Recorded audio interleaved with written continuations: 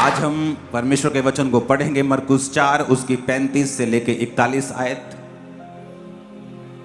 और मरकुस 5 उसकी 1 से लेके 43 आयत। आज मेरा बिलीव है कि जब आप ये वचन सुन रहे होंगे, परमेश्वर का आत्मा आपकी ज़िंदगी में एक ऐसा काम कर रहा होगा, आपके रास्तों को वो खोल रहा होगा, और जो आपको शायद अभी नहीं दिखेगा, आपको शायद अभी वो महसूस नहीं होगा, लेकिन बिहाइंड द सीन जिसे कहते हैं, तो परमेश्वर आपकी लाइफ में काम कर रहा होगा।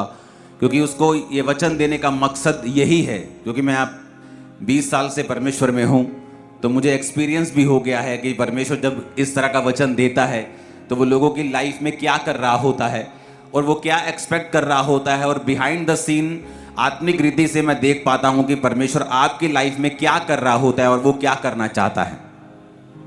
तो मेरा ये बिलीव है, जब आप ये वचन सुनेंगे आपको ये समझ आएगा कि परमेश्वर की आत्मा ने आपसे बात की है और आपको इन स्टेप्स को फॉलो करना है, और फिर आप अपनी टेस्टिमनी के करीब होंगे और फिर आप परमेश्वर ने जो आपके लिए रखा है आप उसे पा पाएंगे।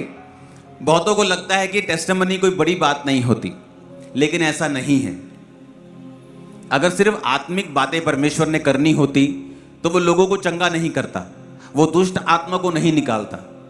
इसलिए परमेश्वर यीशु मसीह ने कहा अपने चेलों को, जाओ और सुसमाचार प्रचार करो। क्या प्रचार करना है? कि मन फिराओ, क्योंकि परमेश्वर का राज्य निकट आ गया है। उसके बाद परमेश्वर ने कहा, जाओ और लंगड़ों को चलाओ और मुर्दों को जिंदा करो, बीमारों को चंगा करो।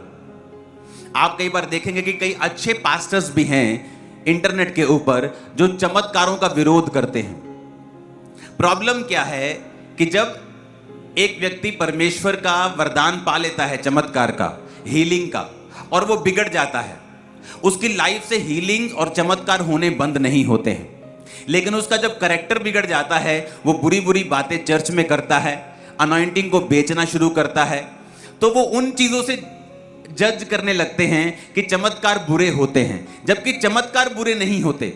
अगर चमत्कार बुरे होते, हीलिंग्स बुरी होती, तो प्रभु यीशु मसीह कभी अपने चेलों को हीलिंग करने की पावर नहीं देते। तो प्रभु यीशु मसीह ने स्पेशल कहा, जाओ और लंगड़ों को चलाओ, जाओ और उनके बीमारों को चंगा करो, जाओ और उनके कोड़ियों को जिलाओ। परमेश्वर ने कहा, और उन्हें बताओ कि परमेश्वर का राज्य निकट आ गया है। क्योंकि जब तक लोग चिन्ह और चमत्कार नहीं देख लेंगे, वो कदापि विश्वास नहीं करेंगे। तो जब परमेश्वर ने कहा कि जब तक तुम चिन्ह चमत्कार नहीं देखोगे, विश्वास नहीं करोगे, तो परमेश्वर ने कहा, ये चिन्ह दिखाने की, ये हीलिंग, ये डिलीवरेंस की पावर मैं तुम्हें देता हूं, जाओ और दुष्ट आत्माओं को निकालो। तो अगर ये जरूरी नहीं होता तो परमेश्वर कभी भी देते नहीं। लेकिन प्रॉब्लम क्या है, जब एक पास्टर बिगड़ जाता है, उसने एक समय में परमेश्वर का मसा लिया, लेकिन बाद में वो डिस्ट्रैक्ट हो गया, बिगड़ गया। लेकिन अब मसा परमेश्वर ने छीना नहीं है, शैतान पर गिरा दिया गया धरती के ऊपर, लेकिन शैतान से मसा नहीं छीना गया। आज भी अनॉइंटिंग शैतान के पास है। इसलिए जब आप कोई शैतानी सॉन्ग लगाते हैं, आपको मसा फील होता है, अनॉइंटिंग फील होती है। जब आप परमेश्वर का सॉन्ग सुनते हैं, तब भी आपको मसा फील होता है, लेकिन वो मसा शैतानी है और ये मसा परमेश्वर का है। कितने मेरी बात को समझ रहे हैं? तो परमेश्वर ने शैतान से मसे को वापस नहीं लिया। उसी तरह से जब एक पास्टर बिगड़ जाता है, तो परमेश्वर अपने वरदानों को उससे वापस नहीं लेता, लेकिन उसे अंत के दिनों के लिए, वो नरक के लिए तैयार करता है। और उसकी सारी मेहनत जो उसने धरती पे की है, उससे एक दिन वो मिट्टी कर देता है। मैंने इसे देखा है, और उसे बहुत से श्रापों का, बहुत सी तकलीफों का सामना करना पड़ता है। वो तकलीफें जो परमेश्वर की ओर से नहीं होती और जो ग्रो करने के लिए नहीं होती, बल्कि उसकी अपनी गलतियों की वजह से उसकी लाइफ में एंटर की होती है। तो जब भी, क्योंकि बहुत से लोग हैं जिनको नॉलेज नहीं है, वो जस्ट एक किसी हीलिंग मिनिस्ट्री को देखते हैं और उस पास्टर के कैरेक्टर को देखते हैं और उसके बाद इंटरनेट पे प्रचार करना शुरू कर देते हैं, चमत्कारिक, ये पास्टर से बचे। लेकिन ऐसा नहीं है। जीसस ने हमें फुल गॉस्पल देने के लिए कहा है। आज कैसी गॉस्पल प्रचार हो रही है कि गॉस्पल तो सिर तो है, लेकिन हाथ और पाँव नहीं है। जिस तरह एक आदमी होता है ना, उसका सिर धड़ है लेकिन हाथ पाँव कट गए हैं, तो ऐसी गॉस्पल का प्रचार किया जा रहा है। कई हीलिंग का प्रचार कर रहे हैं, लेकिन उनको सुसमाचार के बारे में, साल्वेशन के बारे में कोई नॉलेज नहीं है। वो लोगों को बोलते हैं और मेरे पास आके बोलते हैं, पास्टर जी जब हम हमारी चर्च में लोग आते हैं, हील हो जाते हैं और वापस चले जाते हैं। मैं उनको बोलता हूं कि तुम्हारे पास हीलिंग के अलावा उनको देने के लिए और कुछ नहीं है, इसलिए लोग हीलिंग लेते हैं और वापस चले जाते हैं। तुम्हारे पास हीलिंग के अलावा वर्ड होना चाहिए जो उनके फेथ को बिल्ड करे, जो उन्हें बताए कि आत्मिक रीति में वो कहां खड़े हैं और परमेश्वर उनको क्या कहना चाहता है। लोग जो बाइबल में लिखा है वो तो घर बैठ के भी पढ़ते हैं, लेकिन उसको आत्मिक रीति के साथ और भेदों के साथ और वचन आत्मा से भी डायरेक्ट लेके और उस पोजीशन को समझ के जो आत्मिक रूप में आपकी है उस तरह से प्रीच करना जरूरी है, ताकि लोग विश्वास पे खड़े रहें। अगर आपके पास हीलिंग के अलावा और कुछ देने के लिए नहीं है तो लोग चले जाएंगे। मैंने कहा खामरा में हीलिंग होती सबको पता है, लंगड़े चलते अंधे देखते सबको पता है, कैंसर जा रहे सबको पता है, लेकिन वहां प्रीच होता है ये भी सबको पता है, वो विश्वास पे खड़े हैं ये भी सबको पता है। अगर कोई चंगा नहीं हुआ तो भी वो परमेश्वर में अड़ा और खड़ा हुआ है, क्योंकि उसको वचन दिया गया है कि एक ना एक दिन इस रीति के साथ परमेश्वर तेरा काम करेगा। तो आज जो सबसे जरूरी चीज है, अगर आपको एक मेगा चर्च, अगर आपको एक बेदारी या आपको मेगा चर्च का शौक नहीं, अगर आपको बेदारी फैलाने का शौक है, आपको परमेश्वर का काम करने का शौक है, तो आपको फुल गॉस्पल देना पड़ेगा। आपको हाफ गॉस्पल से नहीं चलेगा। आपने प्रार्थना की और लोग चंगे नहीं हुए, इसका मतलब ये नहीं कि हीलिंग बुरी है और आप हीलिंग का विरोध करना शुरू कर दें। जिनके द्वारा परमेश्वर कर रहा है उनको अप्रिशिएट करें। हालेलुया। तो ये हमें बात समझनी बहुत जरूरी है कि परमेश्वर जो है वो हमें, उसने फुल गॉस्पल दी है। उसने ये नहीं कहा सिर्फ प्रचार करो, उसने ये भी नहीं कहा सिर्फ चंगा करो, उसने कहा जाओ और लोगों को बताओ कि मन फिराओ, कि अपने माइंड को चेंज करो, अपनी थिंकिंग को चेंज करो। मन फिराने का मतलब है अलग तरीके से सोचना। जैसे आप जब जाते हैं, आप जैसे हिंदू को बोलते हैं, सिख को बोलते हैं कि आपको परमेश्वर को मानना है, मन फिराइए। क्यों? क्योंकि उनका मन क्या है, वो किस तरह से सोचते हैं कई लोग कि नहीं हम अपने धर्म को नहीं छोड़ेंगे, मैं हिंदू हूं, मैं सिख हूं, मैं क्रिश्चियन हूं, मैं ये हूं, मैं जैनी हूं, मैं ये हूं, हम अपने धर्म को नहीं छोड़ेंगे। लेकिन जीसस ने कहा मन फिराओ, यानी अलग तरीके से सोचना शुरू करो कि परमेश्वर तो कह रहा है कि मैं किसी नए धर्म को बनाने के लिए तो आया नहीं हूं, मैं तुम्हारा धर्म बदलने के लिए नहीं आया हूं। यीशु मसीह ने एक भी बार ईसाई धर्म के बारे में बात नहीं की है, जबकि परमेश्वर के वचन में जिसको कितने लेखकों ने पवित्र आत्मा की प्रेरणा के द्वारा लिखा है, कहीं भी ईसाई धर्म का पूरी बाइबल में जिक्र नहीं है। उसमें क्या जिक्र है कि परमेश्वर तुम्हें जिंदगी देना चाहता है, परमेश्वर तुम्हें आजाद करना चाहता है, तुम्हारे खालीपन को भरना चाहता है, तुम्हें चंगा करना चाहता है, तुम्हें संसार के कलेशों से आजाद करना चाहता है, तुम्हें अनंत जीवन देना चाहता है, यहां का भी वहां का भी। तुम्हें अपनी सोच को बदलने की जरूरत है, मन फिराने की जरूरत है। अब तुम्हें अलग तरीके के साथ सोचना होगा। हालेलुया। लोग बोलते हैं मैं चर्च में बपतिस्मा कैसे लूं? मैंने तो जी एक जगह का नाम लिया हुआ है। क्यों मिला नाम आपको? ताकि आप परमेश्वर को जान सकें। आपने नाम लिया ताकि आप परमेश्वर के पास जा सकें। और जब आपके सामने परमेश्वर साक्षात रूप में खड़ा होता है, बाइबल के रूप में, कि मैं परमेश्वर, यीशु मसीह ने कहा मैं परमेश्वर हूं, मैं मार्ग जीवन सच्चाई हूं, मेरे बिना कोई पिता के पास नहीं जा सकता है, मैं अल्फा और ओमेगा हूं, मैं आदि और अंत हूं। सब तो वो कह रहा है। तो जो कुछ तुमने लिया था, अब तुम परमेश्वर के सामने पहुंच गए हो। ये तो वो बात हो गई कि 9वीं पास करने के बाद बंदा बोले कि नहीं जी मुझे टीचर से बहुत प्यार है, मैं 10वीं में नहीं जाना चाहता, मुझे 10वीं में नहीं जाना, मुझे टीचर से बहुत प्यार है। जब आपको सच्चे परमेश्वर के बारे में मालूम हो गया, जब आप सच्चे परमेश्वर ने अपना आप पे जाहिर कर दिया, अब आगे बढ़े। जब आप बपतिस्मा लेते हैं, कोई आपको शब्द नहीं देता, मैं आपको शब्द नहीं देता कि यार आप ये 2 शब्द बोला करें। बपतिस्मा लेने के बाद पवित्र आत्मा आपको डायरेक्ट शब्द देता है, क्योंकि आप सबकी प्रॉब्लम अलग है, मेरी अलग है, आप सबका टारगेट अलग है, प्लान अलग है, मेरा अलग है। तो जो है ही अलग अलग हैं, एक ही गोली कैसे किसी पे काम करेगी? तो परमेश्वर हर एक को अलग अलग गोलियां देता है। वो गैर भाषा, वो नाम शब्द जो स्वर्गीय आता है आपके ऊपर, हर एक का अलग अलग है। मेरा अलग है, मेरे बच्चों का अलग है, मेरी वाइफ का अलग है, आपका अलग है, क्योंकि ये परमेश्वर की ओर से आया है, इंसान की ओर से नहीं आया। तो जब परमेश्वर की ओर से आया है तो क्यों नहीं हम अपने हाथों को खोलते? क्यों हम मूर्ख बने बैठे हैं? क्यों नहीं हाथों को खोलते और उसको जप्फी डाल लेते? हम उसको एम्ब्रेस करें, उसको रिजेक्ट ना करें, क्योंकि वही परमेश्वर आपके ऊपर अपना आप जाहिर कर रहा है। हालेलुया। जब आप फुल गॉस्पल सुनते हैं, पूरा सुसमाचार सुनते हैं, वहां पे मानसिक रूप की हीलिंग भी है, वहां से इमोशनल हीलिंग है, फिजिकल हीलिंग है, फाइनेंशियल फ्रीडम है, वहां पर स्वर्गीय जीवन है, शांति का जीवन है, बाद का जीवन है, अब का जीवन है, वो सब तरफ काम करता है। साल्वेशन सिर्फ शरीर की नहीं या आत्मा की नहीं है, वो फाइनेंस की भी है, वो देश की भी है, वो सब तरफ की है। जब वो परमेश्वर आपकी लाइफ में काम करता है, वो सब तरफ करता है। जब आपका बाप, आपकी माँ आपको बढ़ाती है, आपको ग्रो करती है, आपको पालती है, क्या वो सिर्फ आपके कपड़े देखती है? क्या आपको खाना नहीं देती? या सिर्फ आपको कपड़े और खाना देती है, आपका स्कूल नहीं देखती? वो भी वो देखती है। क्या वो आपकी खुशी का ध्यान नहीं रखती? वो भी वो देखती है। आप कहीं ठोकर ना खा जाएं, आपका वो ध्यान रखती है, बेटा यहाँ नहीं जाना, ये नहीं करना, वो नहीं करना, वो भी वो देखती है। एक माँ, एक बाप बुरे होकर भी अपने बच्चे की जिंदगी की हर पहलू को छू लेते हैं, तो वो परमेश्वर जो सबसे अच्छा है, वो आपकी जिंदगी का हर एक पहलू नहीं छुएगा? क्या वो आपकी जिंदगी की हर एक डायरेक्शन नहीं छुएगा? वो छुएगा। जस्ट उसको टाइम दीजिए, उसमें अपना आप समर्पण कर दीजिए।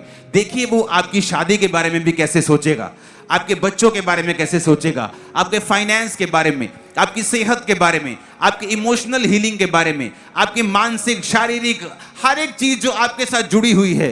परमेश्वर इंटरेस्टेड है कि आप उसके विषय में एक तो परमेश्वर से बात भी करें, दूसरा परमेश्वर भी इंटरेस्टेड है आपकी लाइफ में काम करने के लिए। कितने मेरी बातों को समझ रहे हैं?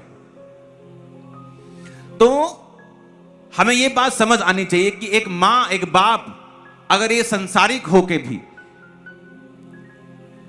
बाहर वो नशा बेचते हो, लेकिन घर आकर बच्चों की कैसे पालन पोषण करते हैं, तो अगर वो बुरे होकर अपने बच्चों की हर एक चीज को छू सकते हैं, तो बाप जो अच्छा है, आसमानी है, सबसे अच्छा है, वो आपकी क्या हर एक चीज को नहीं छुएगा? उसको हर एक चीज का पता है। जो चीजें आपके लिए छोटी से छोटी भी हैं, उसको उन चीजों के बारे में भी मालूम है। अगर आप इमोशनली डिस्टर्ब होते हैं, तो मेरी बात को ध्यान से समझें। अगर कई तरह की इमोशनल डिस्टर्बेंस से इंसान होकर गुजरता है, मेरी लाइफ की ये टेस्टिमनी है, मैं जानता हूं। आप वो कैसी भी डिस्टर्बेंस क्यों ना हो, वो पर्सनल लाइफ की हो, वो इमोशनल लाइफ की हो, आप परमेश्वर को अपना जीवन दे के देखें और प्रार्थना में अपना जीवन बिताना शुरू करें। आप देखें किस तरह से परमेश्वर आपको इमोशनली रूप से भी हील करता है, किस तरह से वो आपको हर एक तरीके के साथ आपको चंगा करता है। आपकी फैमिली में वो हीलिंग को कैसे लेके आता है, रिलेशनशिप्स में कैसे हीलिंग को लेके आता है। हालेलुया। ऊंची आवाज में जरा हालेलुया बोलो।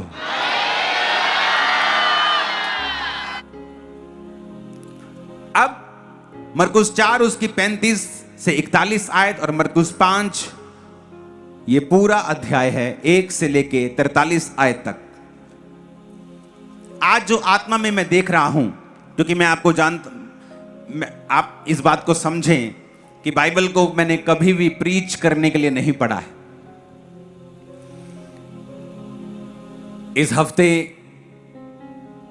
परमेश्वर के एक दास हैं, साउथ से वो आए थे, रेवरेंड पॉल तांगिया उनका नाम है। वो जब आए और मुझसे बात हुई, हम मिले, तो उन्होंने मिनिस्ट्री को देखा और हैरान हुए, क्योंकि उनकी बहुत बड़ी मिनिस्ट्री है साउथ में और वो यहाँ मीटिंग के लिए आए थे, इसलिए वो मिलने के लिए आए एक दिन।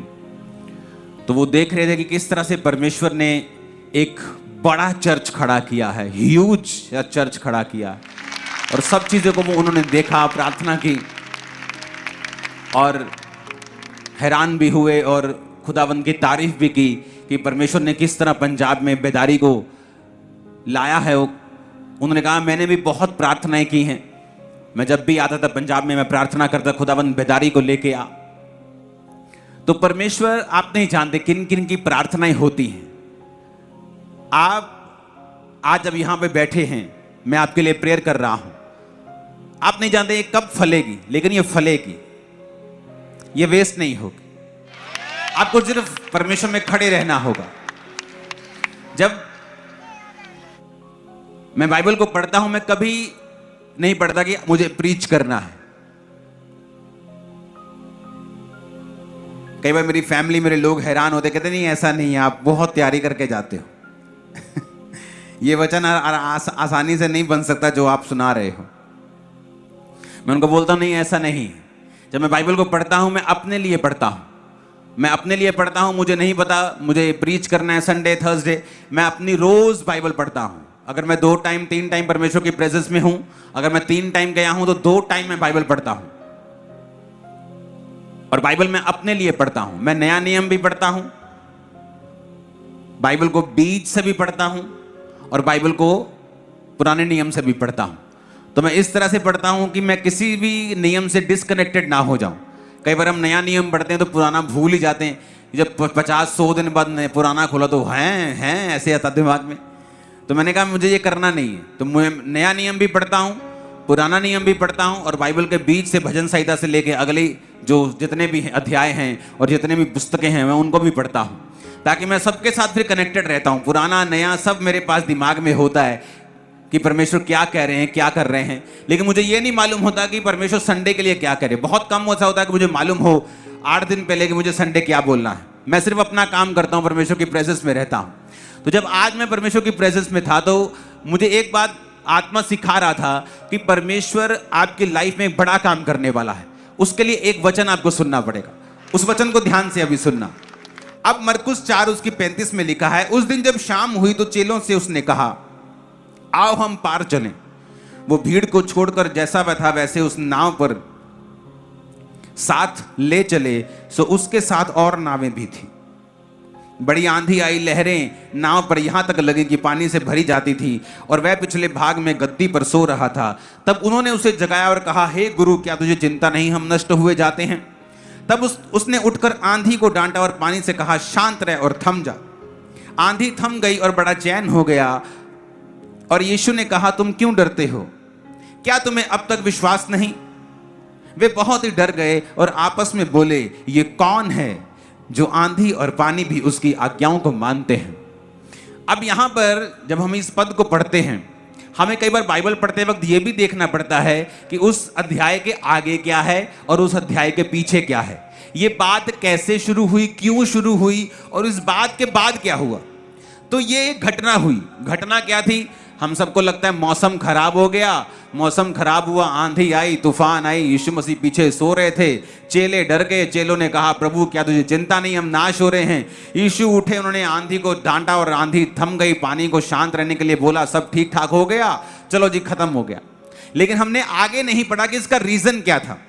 आगे जब हम 5 अध्याय को पढ़ते हैं तो लिखा, वो झील के पार गरासेनियों के देश में पहुंचे। जब वो नाव से उतरे तो एक मनुष्य जिसमें अशुद्ध आत्मा सी कब्रों से निकलकर उसे मिला। वो कब्रों में रहता था, कोई उसे लोहे के संगलों से भी नहीं बांध सकता था, क्योंकि वह बार बार बेड़ियों और संगलों से बांधा गया। परंतु उसने संगलों को तोड़ दिया और बेड़ियों को टुकड़े टुकड़े कर दिया और कोई भी उसे अपने वश में नहीं कर सकता था। अब यहां पर हमने क्या देखा कि जैसे प्रभु यीशु मसीह उस घटना के बाद आंधी खत्म हुई और यीशु मसीह जहां जाना चाहते थे पहुंचे, सभी नाव से उतरे, चेले सब यीशु मसीह उतरे। जैसे वो उतरे, एक आदमी पत्थरों को लेकर चिल्लाता हुआ कब्रों से निकला। कब्रें थी तो चिल्लाता निकला, नंगा, बाल बड़े हुए। आप इमेजिन कर सकते हो, अपने आप को घायल किया हुआ डरावना सा आदमी चिल्लाता हुआ आपके सामने आता है।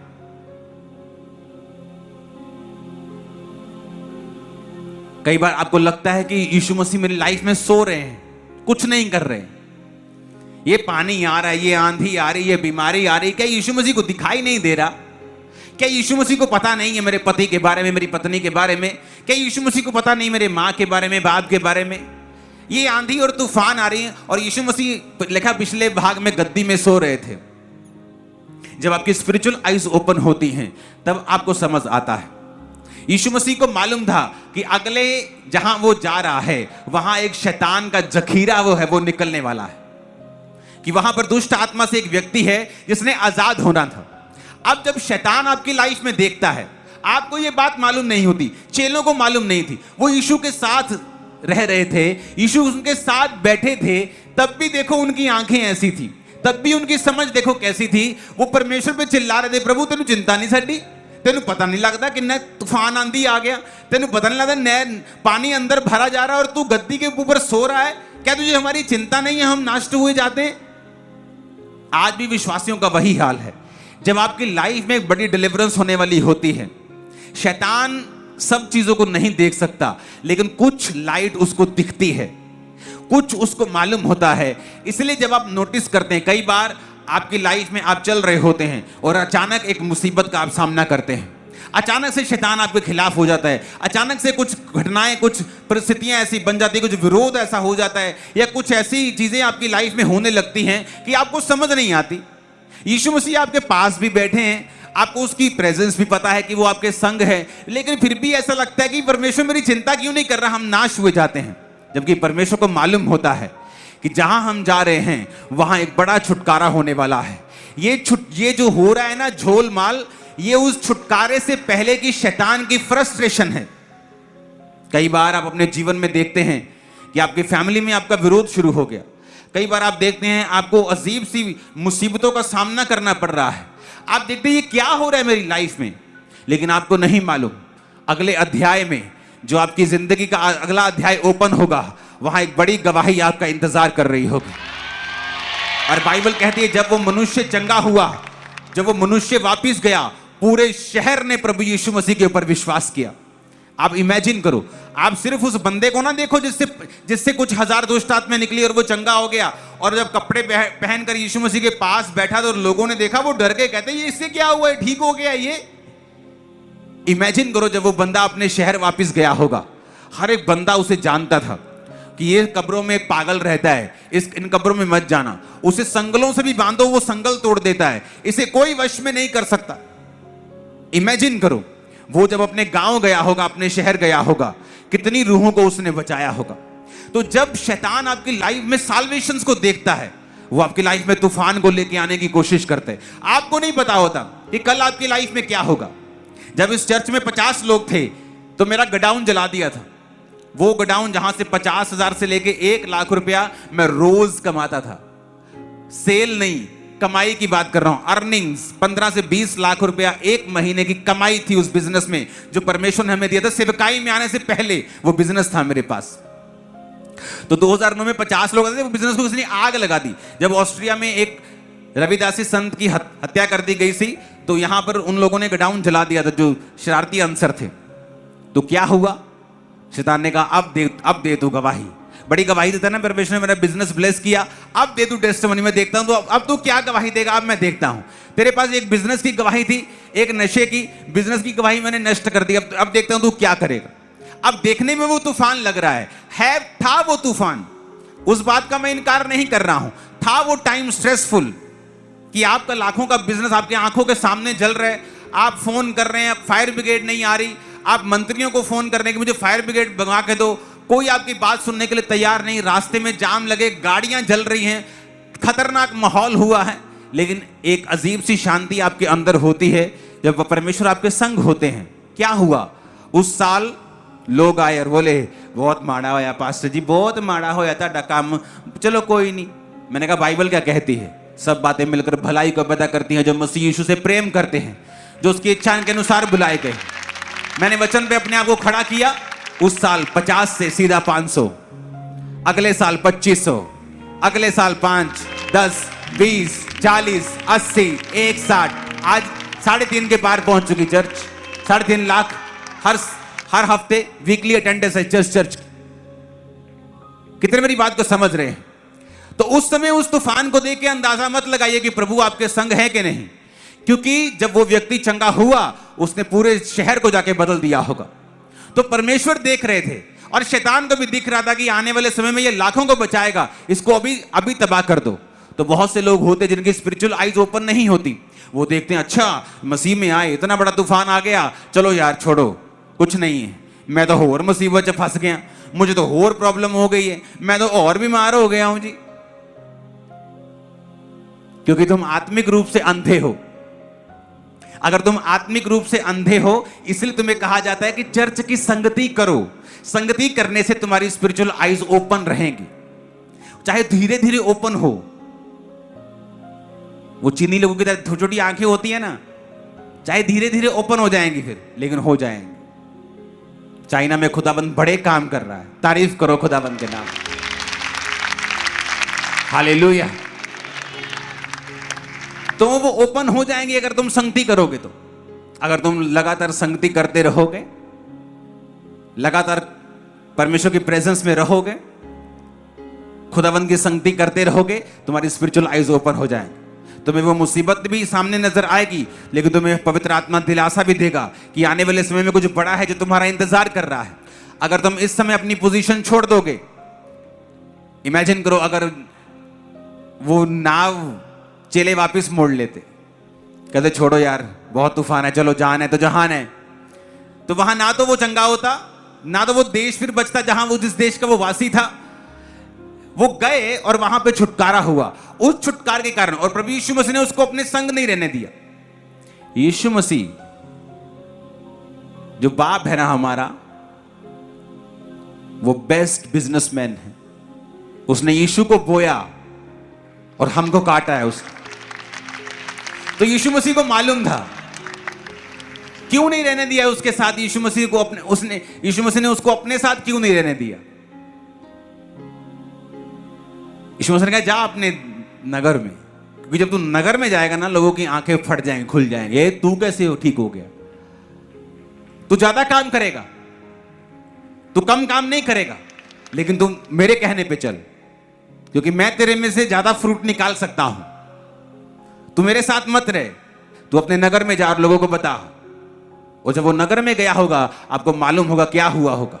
तो आपको ये स्पिरिचुअल चीजें समझनी पड़ेंगी कि जब आपकी लाइफ में कोई बड़ी मुसीबत एंटर कर रही है तो उसको मुसीबत की तरह मत देखें। अगर आप क्राइस्ट में हैं, अपना जीवन प्रभु को दे दिया और आप रोज प्रार्थना करते हैं और कोई बड़ा पाप आपकी लाइफ में नहीं है, छोटा भी नहीं, तो आप इमेजिन करके देख लें फिर कि कुछ बड़ा आपकी लाइफ में होने वाला है।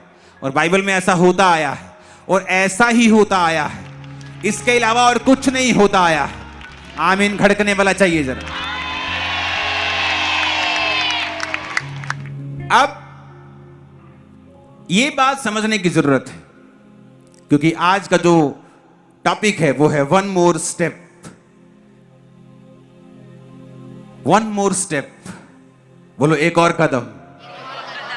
फिर से बोलो ऊंची आवाज। नहीं, ऐसा करो, आंखें बंद करके बोलो 4 बार, आंखें खोल के 3 बार। आंखें खोल के बोलो, फिर आंखें बंद करके बोलो एक और कदम।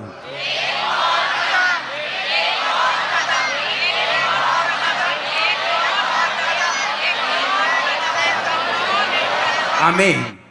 ये परमेश्वर आपको कह रहा है। क्यों कह रहा है मैं आपको बताता हूं। फिर से देखेंगे उसे, एक और कदम। बस ये फोटो याद रखना कि जब भी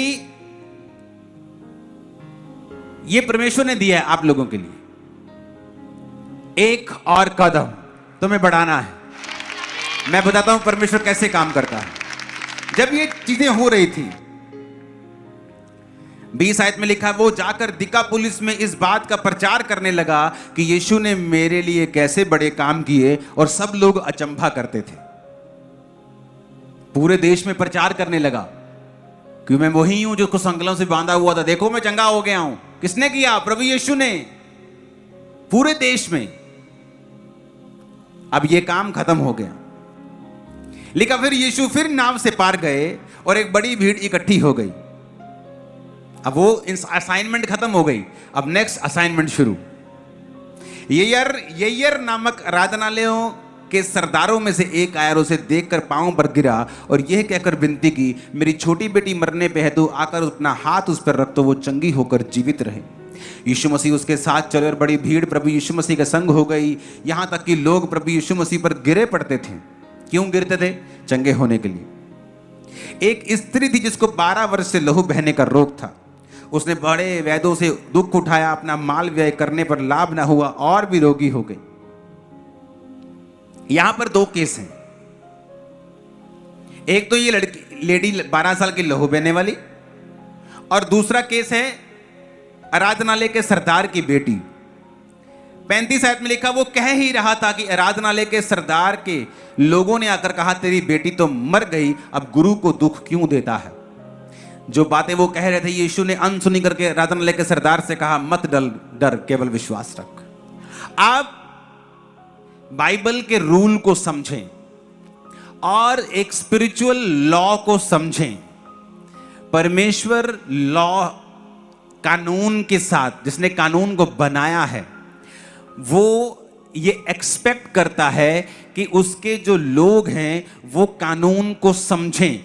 अगर आप कानून को नहीं समझेंगे, अगर आप स्पिरिचुअल कानून नहीं समझेंगे तो प्रॉब्लम होगी। क्या कानून है? One more step. फिर से बोलो, एक और कदम। आप जब भी बाइबल में देखेंगे, लोगों को लगता है हीलिंग इजी है, लेकिन हीलिंग इतनी आसान नहीं है।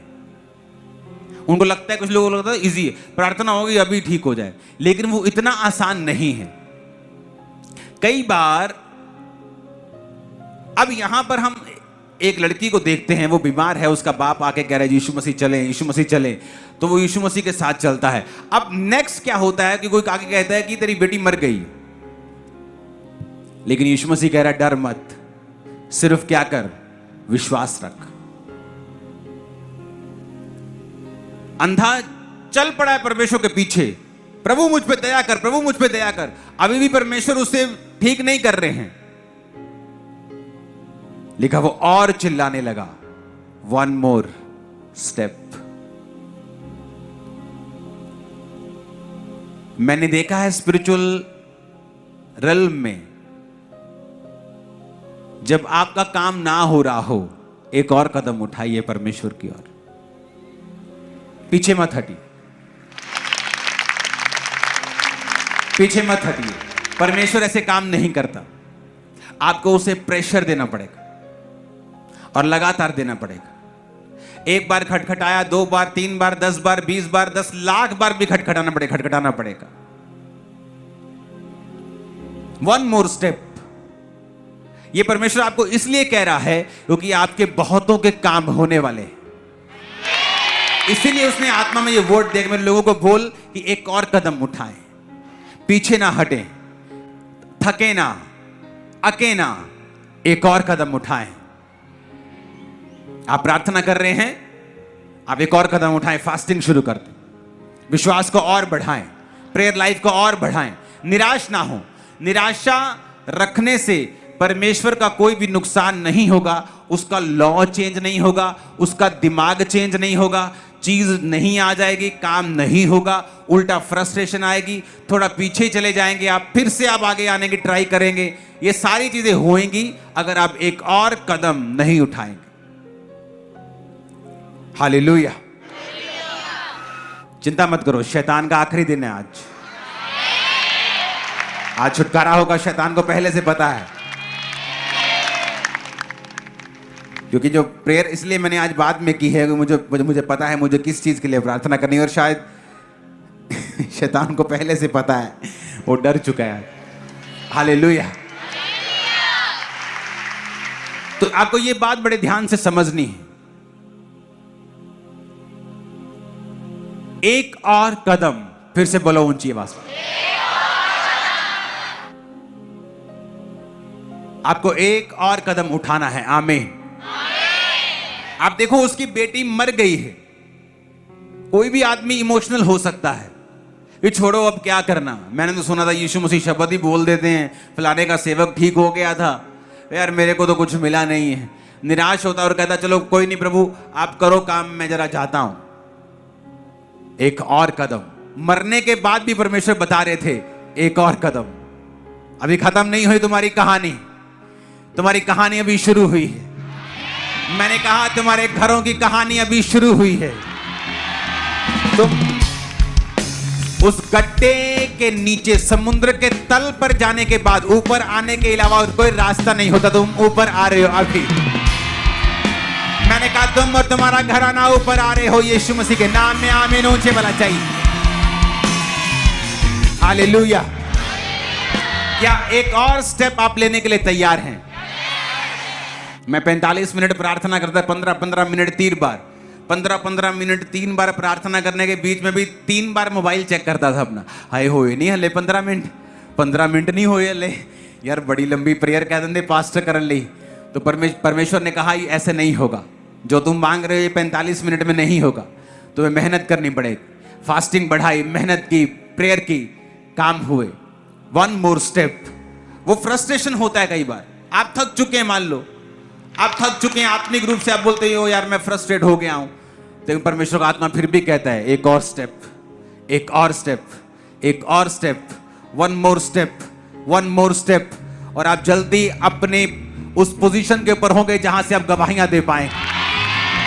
आमीन खड़कने वाला चाहिए चर्च। Hallelujah, hallelujah. एक और स्टेप आपको लेना है। बाइबल इसी तरह से, परमेश्वर इसी तरह से काम करते हैं। आप कोई केस पढ़ लो। जीसस के पास एक सुरूफिनिकी जाति की एक औरत आती है जो यहूदी नहीं थी और कहती है, प्रभु मेरी बेटी बहुत बीमार है, कभी गिर पड़ती है, मर जाती है, शरीर अकड़ जाता है, पत्थर बन जाती है, मर जाती है, डेड हो जाती है, उसको प्लीज चंगा करें। क्या कहा जीसस ने? लड़कों की रोटी कुत्तों को डालना उचित नहीं। अब ये बात काफी थी ईगो पर अगर ले ली जाए, ईगो के ऊपर, हाय मेरी जाति करके प्रभु ने मैनू कहता, चलो कोई नहीं, चलो वापिस। जे हुन यीशु मसीह ने नहीं देना तो फिर होर किन्ने देना, चलो वापिस। लेकिन मैंने देखा है परमेश्वर के राज्य में वही व्यक्ति लेता है जो ये याद रखता है, वन मोर स्टेप, एक और स्टेप। अब निराशा घेर लिया, उधर से शैतान ने घेर लिया, इधर से परमेश्वर ने मना कर दिया। क्या कहा उसने? प्रभु कुत्ते भी वही चूर चार खाते हैं जो तेरे बच्चों की मेज से गिरता है, हमें अपने परिवार का कुत्ता समझ ले, लेकिन हमें चंगा करते। परमेश्वर ने कहा इस बात के कारण चली जा, दुष्ट आत्मा तेरी बेटी को छोड़ के जा चुकी है। ए वन मोर स्टेप। आराम से काम नहीं हुआ। लोग बोलते हैं यार मैं गया ही चर्च, यार ठीक है यार मैनू नहीं फर्क पिया हले, मैं गया ही चर्च। अब वो क्या लगता है, आप चर्च लगे सब काम खत्म हो गया? अब वो लगता है आपने परमेश्वर पे एहसान कर दिया कि आप चर्च में आ गए, प्रभु आपको छूना पड़ेगा क्योंकि आप अन्य जातियों से आपको क्रिश्चियन बनाना है। नो नो, उसके मन में ऐसा कुछ नहीं है आपके लिए। हालेलुया। उसको आपके धर्म, जात में, पैसों में कोई इंटरेस्ट नहीं। ये सब चीजें बाद में आती हैं। मेरा बोना बाद में है, पहले मेरा जीवन है परमेश्वर में। कितने मेरी बात को समझ रहे हैं? तो आना तो पहला स्टेप है। जीसस के वो सामने गई, पहला स्टेप था। उससे प्रार्थना की प्रभु मेरी बेटी को चंगा कर, दूसरा स्टेप था। अब रिजेक्शन मिली लेकिन उसने छोड़ा नहीं। जब आपको मालूम है आपके सामने कितनी टेस्टिमनीज आ रही हैं, मार्वलस टेस्टिमनीज आपकी आंखों के सामने आती हैं, आपकी आंखों के सामने रोगी आते हैं, आपकी आंखों के सामने चंगे हो जाते हैं, तो इसका मतलब परमेश्वर काम कर रहा है। लेकिन आपका काम नहीं कर रहा, क्योंकि वो आपको एक और कदम उठाने के लिए बोल रहा है। वो आपको चाहता है कि आप विश्वास का एक और कदम उठाएं और उसके और करीब जाएं। कितने मेरी बात को समझ रहे हैं? लोगों को लगता है कि बाइबल में बड़ा आसानी के साथ यीशु के पास आओ, उसने छुआ चंगा। ऐसा नहीं है, बाइबल में ऐसा नहीं लिखा है। अगर यीशु मसीह ने सारे इजराइल को चंगा कर दिया था तो वो कौन थे जिसको चेले चंगा कर रहे थे? वो कौन थे जिसको प्रेरित चंगा कर रहे थे? इसका मतलब कोई बीमार था तो वो चंगा कर रहे थे। बाइबल कहती है प्रभु यीशु मसीह के पास अंधा आया और परमेश्वर ने कहा ये ले मिट्टी लगा दी, जा धोले शीलो के कुंड में। आसान नहीं था। अंधा अब जाके पूछे कहां शीलो का कुंड है भाई, मुझे प्रभु क्या तू गधे गेड़े में पाया, मुझे करते चंगा, तू तेरे लिए तो कुछ भी पॉसिबल है। लेकिन परमेश्वर ने कहा जा और शीलो के कुंड में धो ले। कितने मेरी बात को समझ रहे हैं? कई बार परमेश्वर आपके पेशेंस को परखते हैं, आपके धीरज को परखते हैं, आपके विश्वास को परखते हैं। एक और कदम आपको, कई बार आपको उस रेगुलर चीज से ऊपर जाना पड़ता है। आपको कई बार मन्नत का बीज सोचना पड़ता है, आपको मेहनत कई बार बढ़ानी पड़ती है। नहीं मैं फास्टिंग करूंगा, मैं 7 रोजे रखूंगा। हालेलुया। ऊंची आवाज में हालेलुया। हम परमेश्वर से प्रार्थना कर रहे थे और मैंने कहा परमेश्वर मुझे ये इस चीज के लिए मैंने रोजे रखने। तो मैं रोजे रखता था और मेरे 7 दिन रात के रोजे थे दिसंबर के ठंडे महीने में। तो सिर्फ शाम को जो टमाटर का पानी होता है, सूप, बिल्कुल उसको उबाल के उसको मैश करके सिर्फ पानी, पूरा टमाटर नहीं खाना, सिर्फ सूप 1 कोली, वो हम शाम को पीते थे। रोज शाम को 1 कोली, बस 7 दिन रात के वो रोजे थे। तो 7 दिन रात के रोजे जब रखे हुए थे तो हम आग सेक रहे थे अपने पुरानी जो चर्च जहाँ घर है वहाँ पे। तो आग सेक रहे थे, वहाँ ग्राउंड पे चर्च लगती थी। और इधर ऊपर मेरा घर था और नीचे गोडाउन था। तो एक बंदा आता है मेरे सामने से निकलता है और उसने जुराबें नहीं डाली हुई थी। तो मैंने लोगों से कहा अपने दो पास टीम मेंबर से कि इसको पूछो जुराबें नहीं है क्या, मैं ले दूं। तो उसके पास जाके बोला कि जुराबें नहीं। कहता नहीं, मैं बहुत अमीर हूँ, मेरे को जुराबों की ज़रूरत नहीं है, मुझे कुष्ठ रोग है, मुझे कोढ़ का रोग है, ये मेरा पूरा शरीर गला हुआ है। तो छोटा कैमरा होता था, वो कैमरा पता नहीं कहाँ गुम गया, मैं आपको दिखाता। वो वीडियो हमने ली, उसका पूरा शरीर ब्लड निकल रहा था, पूरे शरीर से। ये नहीं कि सिर्फ पीठ खराब थी या हाथ पैर खराब, पूरे शरीर से। वो 7 डे नाइट के रोज जो मैंने प्रार्थना की थी और वो पूरा 15 दिन में हील होकर वापिस आया था। वो मिनिस्ट्री का फर्स्ट। आपने उसके बाद बड़े केस देखे होंगे, किस तरह से कोड़ी सोराइसिस के रोगी आए और वो हील हो गए। आपने बड़ी एक नहीं हजारों टेस्टिमनी सुनी होगी, लेकिन वो पहला केस था। और जब मैंने 7 दिन रात के रोजे रखे हुए, मैं उस टीम से निकला था जहां 13-13, 14-14, 15-15 हम दिन रात के रोजे रखते थे। कोई मेंबर सिर्फ एक दिन में गोलगप्पे का पानी पीता था, एक दिन में एक बार। कोई मेंबर चाय पीता था एक बार, कोई सूप पीता था एक बार। हर एक की चॉइस अलग अलग थी, लेकिन पूरी टीम जो थी वो 13-13, 15-15 7 रोजे रखते थे, डे नाइट के, दिन रात। आज है कलीसिया में इतनी मेहनत। बताओ आप अपने केसेस के लिए इतनी मेहनत करते हैं क्या? आप वन मोर स्टेप क्या मतलब क्या है? क्या दिमाग में विश्वास रखना कि नहीं वन मोर स्टेप? अरे नहीं, उसे अपने प्रैक्टिकल लाइफ से दिखाना कि वन मोर स्टेप व्हाट, क्या किया वन मोर स्टेप में तुमने, क्या किया वन मोर स्टेप, क्या किया? एक और कदम, किस चीज का? विश्वास का। कैसे? बाइबल कहती है अपना विश्वास तो कर्म के बिना दिखा नहीं सकता है। तो हम टीम क्या करते थे, 7 बोलते थे चलो 3 रोजे रखते हैं। ऐसे नहीं बोलते थे कि हम 15 रखेंगे, 3 दिन रात के रोजे। जब 3 दिन पूरे हो गए, चल यार एक शुक्रगुजारी रख लेने, एक शुक्रगुजारी का दिन रात का रोजा। 4 हो गए, कहना चल एक और रख लेने शुक्रगुजारी। 5, 6 जो मैंने 7 रखे थे वो मैंने बोल के 7 रखे थे, लेकिन बाकी हम इस तरह से भी रोजे रखते थे कि 10, 11, 12, 13, 14, 15 दिन, 3, 4 दिन, 5 दिन बोल के 15 दिन डे नाइट के रोजे। सिर्फ पानी पीते थे, जितना मर्जी पीना हो, जितना मर्जी, पानी की कोई प्रॉब्लम नहीं थी। और एक दिन में एक बार कोई गोलगप्पे का पानी, कोई सूप पीता था। आज मैं कलीसिया में मेहनत नहीं देखता हूं। आज लोगों को पूछो फास्टिंग करते हो? नहीं। प्रार्थना कितनी करते हो? टाइम नहीं लगता। तो क्या वन मोर स्टेप? इसलिए तो आप बीच में अटके हो। धोबी का कुत्ता ना घर का ना घाट का। अब है भी है, परमेश्वर पास भी है, लेकिन काम नहीं हो रहे, क्योंकि परमेश्वर एक्सपेक्ट करता है, क्योंकि वो महान है, वो ग्लोरियस है। वो चाहता है कि आप उसे ऑनर दें, आप अपना फेथ दिखाएं, विश्वास दिखाएं और कहें कि प्रभु तो मना भी कर रहा है लेकिन हम नहीं जाएंगे छोड़ के। तो वैसा फेथ कई बार हम दिखा नहीं पाते क्योंकि हमारे कदम वैसे नहीं है। कितने लोगों ने कभी 7 दिन रात के रोजे रखे हैं, डे नाइट के? हाथ खड़ा करो, ये देखो देखो देखो देखो, चर्च में कितने लोग हैं? हाथों को हिलाओ जरा। है ही नहीं। ये 15, 20, 25, 30, ये 3 लाख लोगों में क्या 150-200 लोग बैठे हैं। आप कितने मेरी बातों को समझ रहे हैं? कई बार हम दूसरे लोगों की लाइफ में उनके रिजल्ट को तो देख लेते हैं और वाह वाह वाह वाह करते हैं और बाबू को बोलते हैं ऐसा हमें चाहिए, लेकिन हम ये नहीं देखते कि स्टोरी शुरू कहां से हुई थी। वो अंग्रेजों के वो चेहरे पे होती है ना तिल तिल से, देखें कभी अंग्रेजों के? वो मेरा चेहरा अंग्रेजों वाला बन गया था, इतने तिल थे मुंह में, क्योंकि हर टाइम रोजों में होता था। और रंग इससे भी गोरा था जब मैं टीन एज में था, रंग और गोरा, लेकिन तिली होती थी मुंह के ऊपर। क्यों? क्योंकि रोजे अगर रखने हैं तो आपको कई बार सेक्रीफाइस करना पड़ता है अपनी सेहत के लिए। उन 7 रोजों में कोई ऐसा नहीं था कि हम प्रार्थना करें प्रभु लंगड़ों को भेज, ऐसा कुछ नहीं था। जस्ट बैठे, साथ में मेरी शॉप होती थी, मैं अपना काम भी करता था उस समय, और साथ में हम आग सेक रहे थे। बहुत ठंडा टाइम था, मेरे बर्थडे के टाइम पे मैं रोजे रख के बैठा हुआ था, 5 जनवरी के करीब।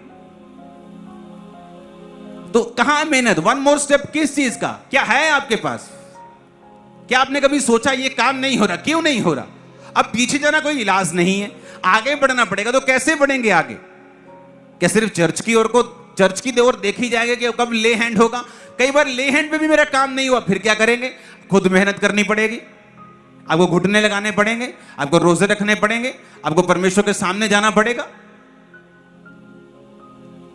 जिस टीम से मैं निकला हूं वो आज भी उसी तरह रोजे रखती है। 7 दिन 3 दिन रात के, हर हफ्ते 2 दिन रात के, 3 दिन रात के, इस तरह से मेहनत की जाती है। अगर आपको नहीं समझ आएगा तो नहीं आएगा। 1 मोर स्टेप किस चीज का? ये परमेश्वर का वचन था आप लोगों के लिए। एक और स्टेप उठाओ, वो तैयार है तुम्हारी लाइफ में मिरेकल करने के लिए, बड़ी हीलिंग करने के लिए, बड़ा डिलीवरेंस करने के लिए। करीब जाओ उसके। Hallelujah, hallelujah. जिन लोगों को रोजे रखने की आदत है, मैं आपको बताता हूं, जब 3-4 दिन हो जाते हैं ना खाना खाए, तो वट्टे भी टेस्टी लगने लगते हैं। जो दाल कभी टेस्टी नहीं लगती, दिमाग में उसके भी सपने आने लगते हैं कि वाह। जो कभी चीजें टेस्टी नहीं लगती, उनको देख कर मुंह में पानी आता है, यार टिंडे तो कमाल है। हालेलुया। तो जिन लोगों को रोजे रखने की आदत होती है उनको मालूम होता है। लेकिन प्रॉब्लम यह है, चर्च मेहनत करके राजी नहीं, वो चाहती ले हैंड हो जाए। मैंने ले हैंड करवाया, लेकिन परमेश्वर कई बार ले हैंड से भी अधिक चाहता है कि आप मेहनत करें। 1 मोर स्टेप, वो क्या है? वो ये वाला स्टेप।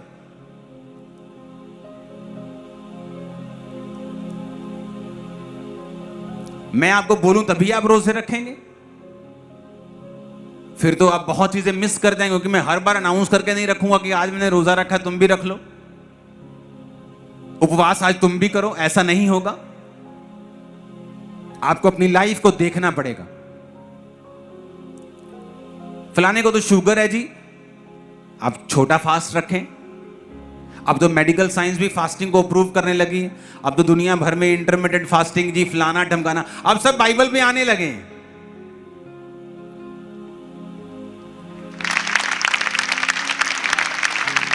अब देख लो, इंटरनेट भरा हुआ फास्टिंग के फायदों से।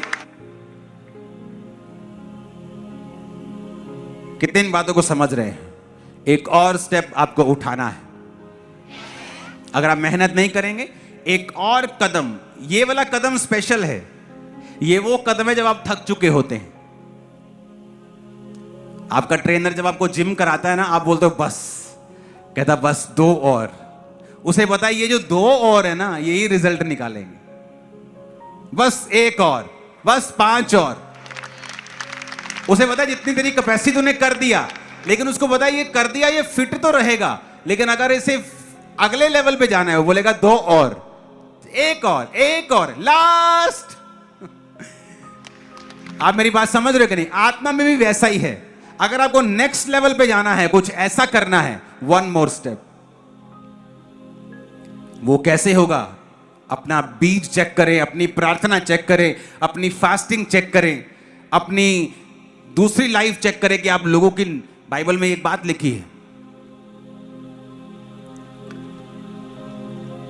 अगर आपको छुटकारा पाना है ना, आपको मतलब नहीं कि लोग क्या कहते हैं, आपको मतलब नहीं कि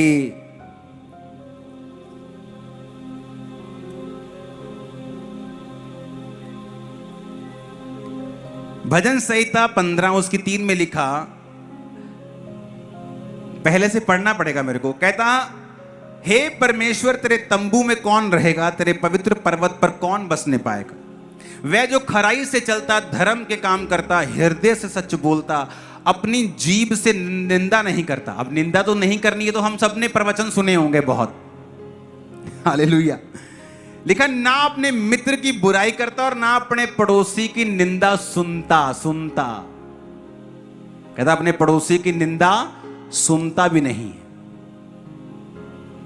वो उसके पवित्र तंबू में रहेगा, उसकी प्रेजेंस में रहेगा, जहां सुरक्षा है, जहां हीलिंग है। कितने विश्वासी जब फ्री हो जाते हैं, फलाने पास्टर की निंदा, फलाने विश्वासी की निंदा, उसकी निंदा सुन, करते भी हैं। सुनना भी बाइबल में मना है, करना तो बिल्कुल ही वर्स है। कितने मेरी बातों को समझ रहे हैं? फिर से 7 बार बोलो, आंखें बंद करके ऊंची आवाज में, मन में आपको सुनना चाहिए, मन में भी। 1 मोर स्टेप। और खुदाबंद आपसे बात करेंगे।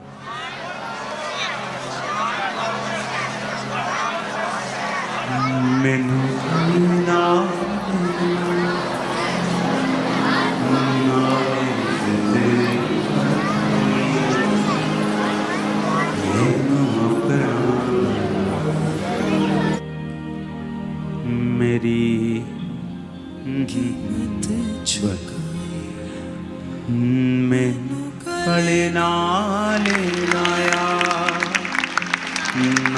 ने जिंदगी मैनू अपना बना के मेरी कीमत चुकाई। रूहे पाक मेरी खेती सारी जिंदगी रूहानी। रूहे पाक मेरी खेती सारी जिंदगी रूहानी। मेरे नाल सदा रहदा ओदी बड़ी मेहरबानी। अपने घुटनों के बाहर आ जाओ। Thank you Jesus. बोलो ऊंची आवाज। आज खुदाबंद आपके बंधनों को तोड़ देंगे, क्योंकि आज ये मैसेज मैंने नहीं, खुदा ने आपको दिया है एक और स्टेप उठाने का। वो स्टेप जो सबसे मुश्किल होता है वही स्टेप उठाना है, और अगली गवाही आपकी होगी यीशु के नाम में।